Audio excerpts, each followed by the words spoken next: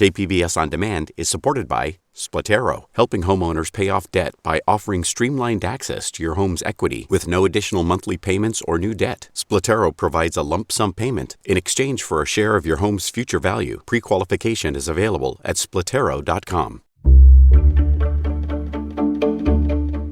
Good morning, I'm Annika Colbert. It's Wednesday, May 12th. Big money for California's big homeless problem. More on that next, but first, let's do the headlines.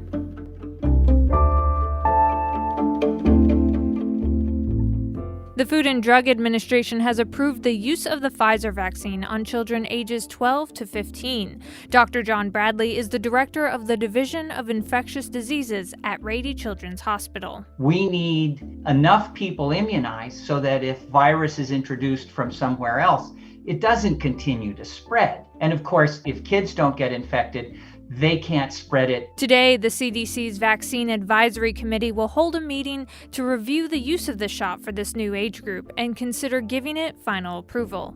San Diego Unified School District Superintendent Cindy Martin was confirmed as the country's next Deputy Secretary of Education on Tuesday. As second in command, Martin will oversee the day-to-day operations in the U.S. Department of Education as schools recover from the pandemic. Martin will serve under Secretary Miguel Cardona, the former Connecticut Chief of Schools. Padres star shortstop Fernando Tatis Jr. is injured and also tested positive for COVID-19 this week, though he is reportedly asymptomatic. The Padres made the announcement before their game in Colorado on Tuesday. Tatis Jr. was injured earlier this month with an inflamed shoulder. He leads the Padres with 9 homers and 23 runs. From KPBS, you're listening to San Diego News Now. Stay with me for more of the local news you need. KPBS On Demand is supported by UC San Diego's Art Power, presenting cellist Joshua Roman, performing from his album Immunity, alongside music by J.S. Bach and more. Sunday, June 22nd at UC San Diego's Epstein Family Amphitheater. Reserve your tickets at artpower.ucsd.edu. Governor Gavin Newsom was in San Diego on Tuesday to announce a $12 billion proposal aimed at tackling the state's homeless crisis. KPBS's Melissa May caught up with the governor at Kearney Vista Apartments. This is not just doubling down on strategies that we know work. This is an order of magnitude investment into transforming the homeless crisis in the state of California. The former Residence Inn Kearney Mesa is part of Project Home Key, a program that turns hotels, motels, and apartments into homes for people experiencing or at risk of homelessness. Resident Lindsay Prescott was homeless, pregnant, and an addict. She was given the opportunity to move into the Kearney Vista Apartments. And because the Housing Commission allowed for me to let us live here, I got my daughter back. I'm 18 months sober. She'll be 19 months old, 22nd of this month. And I am beyond grateful. San Diego Mayor Todd Gloria fully supports Project Home Key. This is more than a home. It is the services that will keep people housed and ultimately break the cycle of homelessness, providing things like case management, mental health counseling, employment assistance. People in San Diego County experiencing homelessness saw a sharp rise last year. The Regional Task Force on the Homeless found more than 38,000 people received some form of housing and services, the most ever. The county proposes $85 million to match the commitment to end homelessness by the state. And that was KPBS's Melissa May.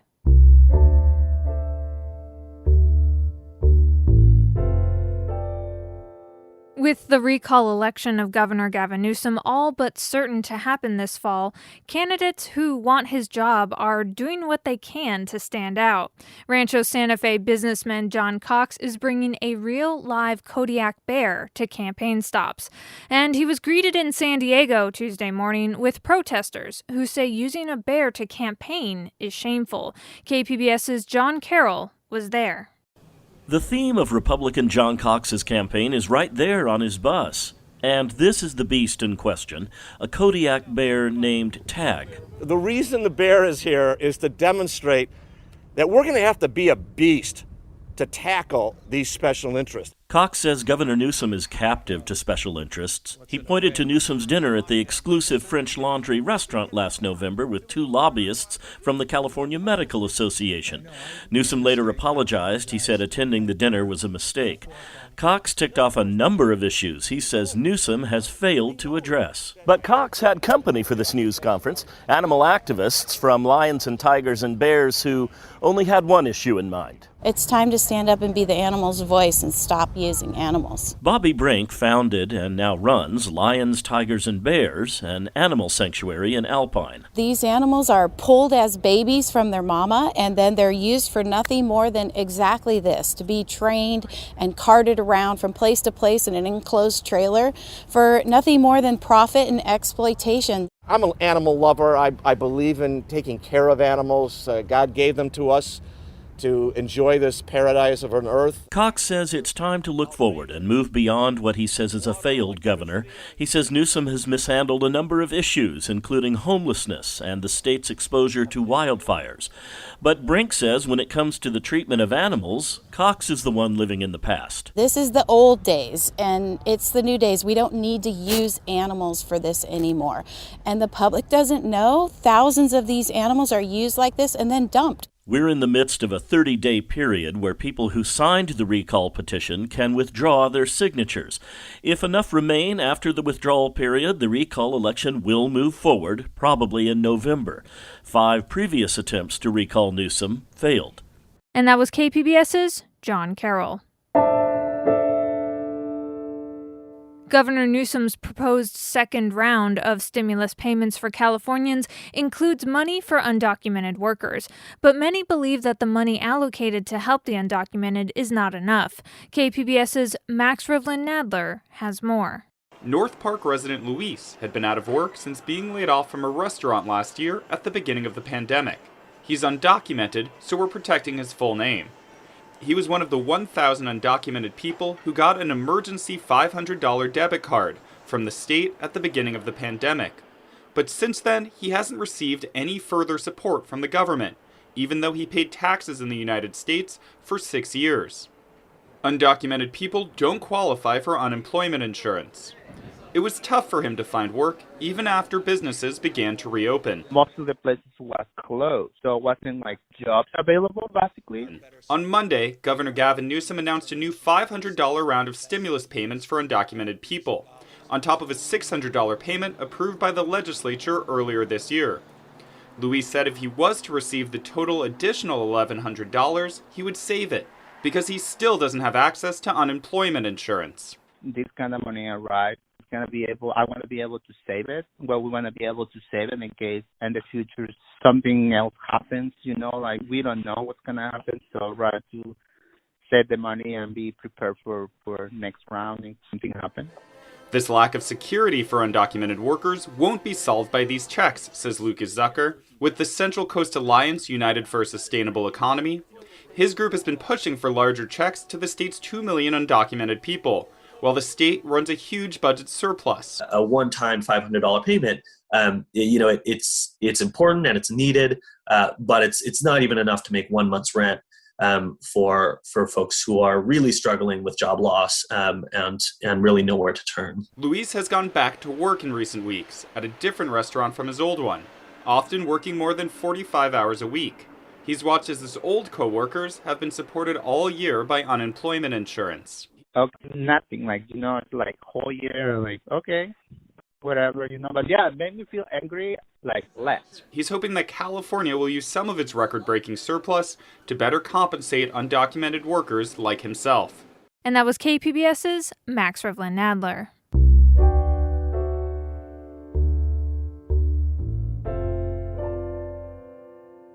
A treatment that's proven to reduce hospitalizations and deaths in COVID-19 patients is being offered in San Diego, but not enough people are taking advantage of it. KPBS health reporter Matt Hoffman says officials are trying to get the word out. Early onset of symptoms is key, so really as soon as they test positive, we'd like to get them in treated right away. Pauline Lucatero is director of nursing at Family Health Centers. She says the monoclonal antibody treatment is simple and fast, requiring just one visit it to deliver proteins that attack the virus. It takes about 30 minutes to infuse, and we observe for about an hour just to ensure that there's no allergic reactions that the patients will be experiencing.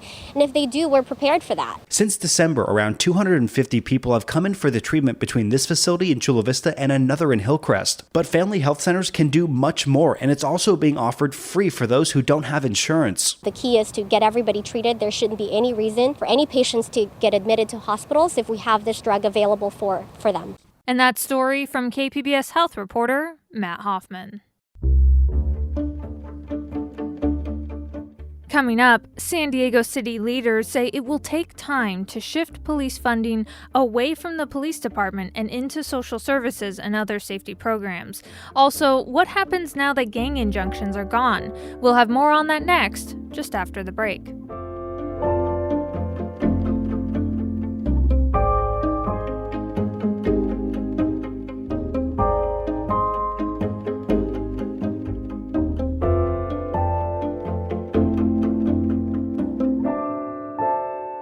KPBS On Demand is supported by Latino Legacy Foundation, presenting their Storyteller series, Reach for the Stars with Ellen Ochoa, the first Latina astronaut, former NASA director, and San Diego native, Sunday, June 29th. More at latinolegacyfoundation.org.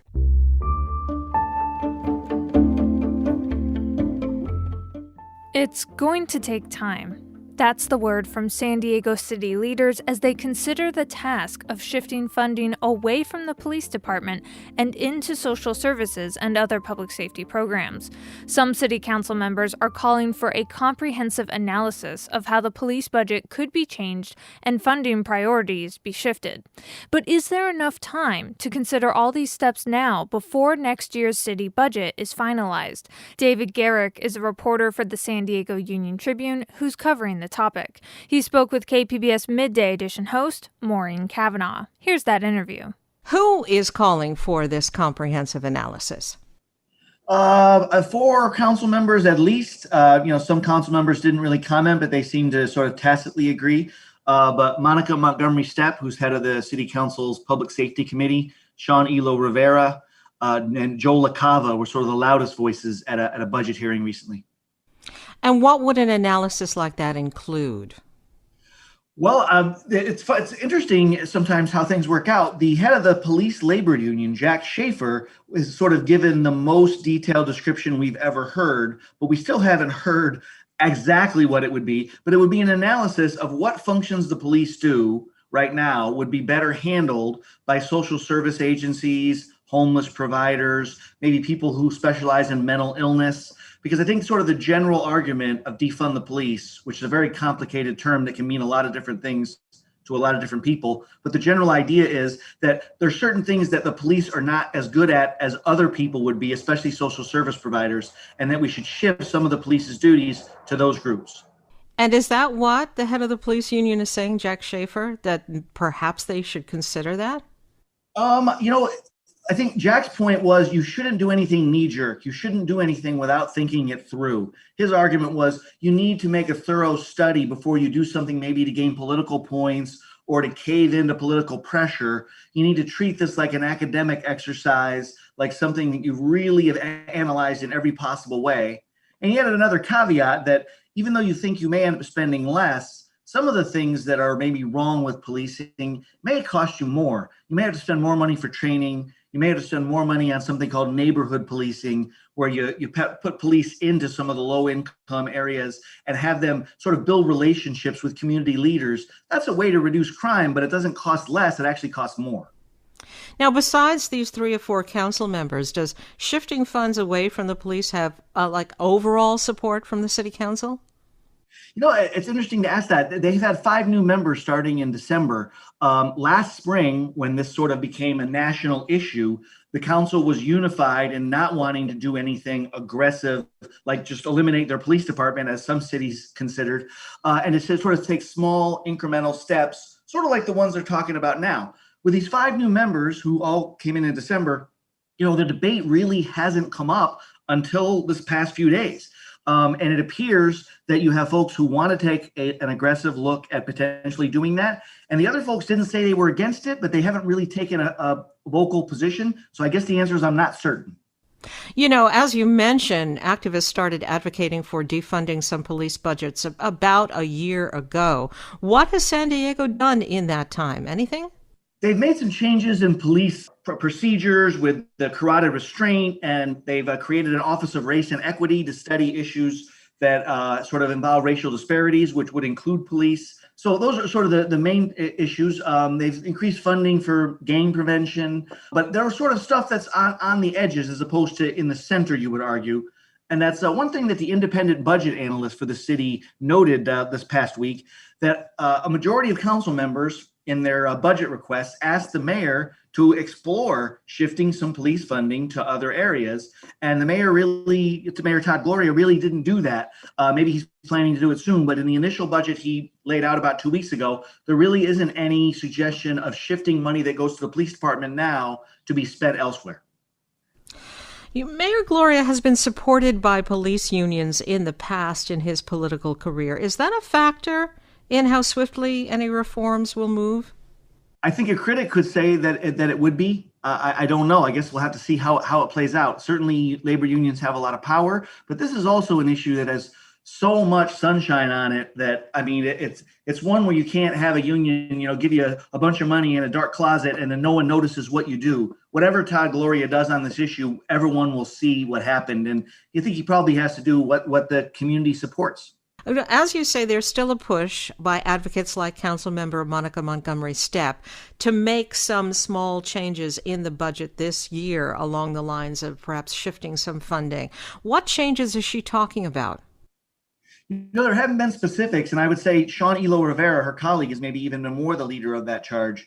I think they all agree the big changes can't come now because we haven't studied them thoroughly enough. But let's try to do a few little things. And one example that Sean Elo Rivera came up with was there's a new effort of outreach with homelessness by a nonprofit downtown that he thinks is maybe a model for how to take police out of the process, or at least lessen their role in the process, and have a nonprofit group take sort of a more central role.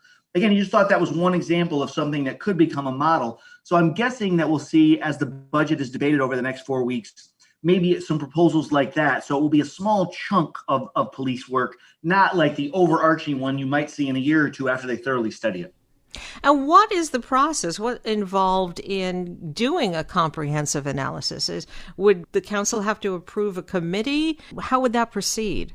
Yeah, you're ahead of the curve there. I don't know, and I haven't heard any specific discussions. If I were to compare it to the way the city typically handles things, they would probably hire an outside consultant to study what other cities have done, look at for best practices across the nation and maybe the world, and then analyze the police budget, which is almost $600 million a year, and see maybe what parts of it they even have any sort of leeway with, because most of it's labor costs.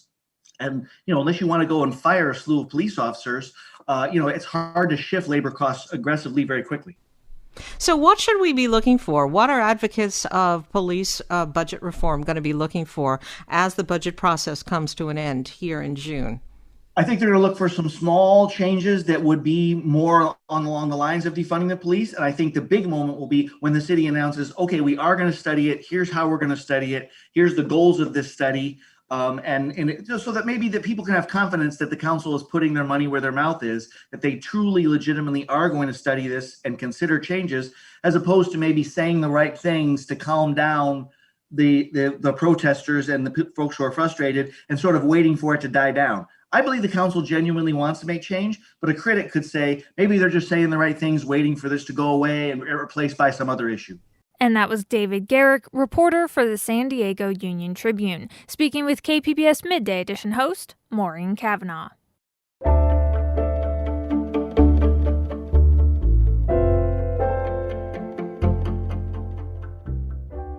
Late last month, San Diego DA Summer Stephan announced that her office was dissolving the last remaining gang injunctions in San Diego County. Those are court orders that limit the movement of alleged gang members. KPBS racial justice and equity reporter Christina Kim tells us what happens now that the gang injunctions are gone. Travis Smith hasn't been to his grandmother's house on J Street in Southeast San Diego in over a decade. As we walk towards the newly painted blue house, he stops. When I first walked up, it was just like, boom, I got hit with so many memories. This is my daddy's house when he was a kid, you know what I mean? So definitely, through the generations, this is home. It's always going to be home. But for 13 years, the now 37-year-old Smith couldn't go home. His name was put on a gang injunction, a court order that determined where he could and couldn't be. His grandmother's house was right in the middle of a restricted area. In 2006, when his name was added to the gang injunction, Smith was a member of the West Coast Crips. Years before, Smith had been convicted of gun possession, as well as drug possession and sales. But he says the crimes weren't gang-related, and he'd already finished his probation. Smith still remembers what went through his head when 2 gang officers knocked on his mother's door and told him that he was on a gang injunction. How is this going to work? How am I not going to go to this store that I've been going to for 20-some years? How am I not going to go to this park that I've been hanging out at for, how? The main idea behind gang injunctions is if you make it extremely difficult for gang members to congregate or live in a community, they'll eventually go away and the community will be better off. Smith says he understands the need to end gang violence and he doesn't make excuses about his choices. But he is among many who say the injunctions have harmed far more people than they've helped. People like his grandmother, who passed away in 2010. They did a number. Not being able to see your grandsons. You used to seeing your grandsons out front barbecuing, and then next thing you know, you don't see them, and you're older. That's the American dream, right? To get you a house and have your grandsons and your kids dwelling around, right? Well, they took that from us. Many law enforcement leaders have come around to Smith's way of thinking in recent years.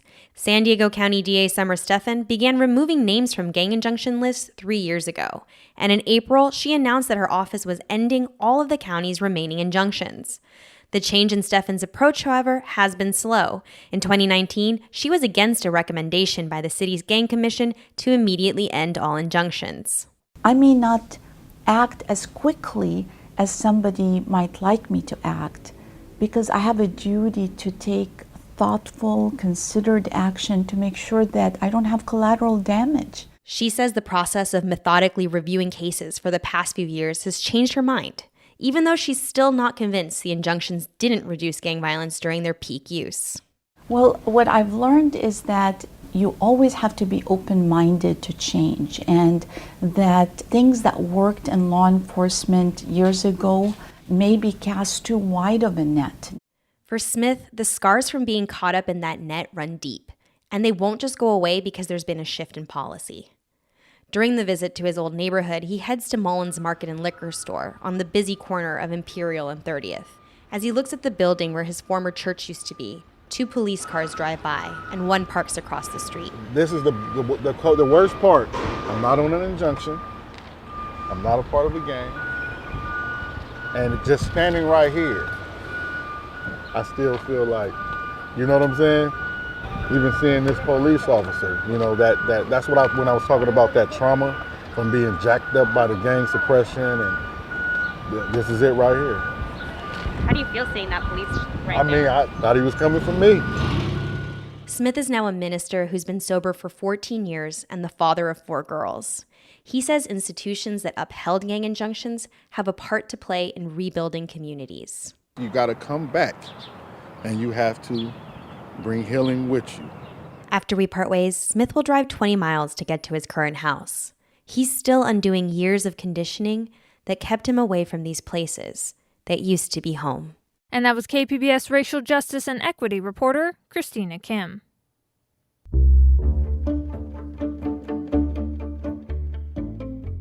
And that's it for the podcast today. Be sure to catch KPBS Midday Edition at noon on KPBS Radio, or check out the Midday Edition podcast. You can also watch KPBS Evening Edition at 5 o'clock on KPBS Television. And as always, you can find more San Diego news online at kpbs.org. I'm Annika Colbert. Thanks for listening, and have a great day.